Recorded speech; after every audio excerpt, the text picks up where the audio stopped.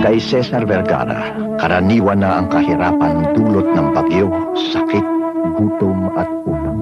Pagkat nakikita niya ito araw-araw sa mga magsasaka ng Nampikwan. Kailangan tulungan natin ang ating sarili. Sa tulong ng Gracia Plena Association, maraming kooperatiba ang nabuo sa Nampikwan. Nakakuha ng credit line sa Land Bank.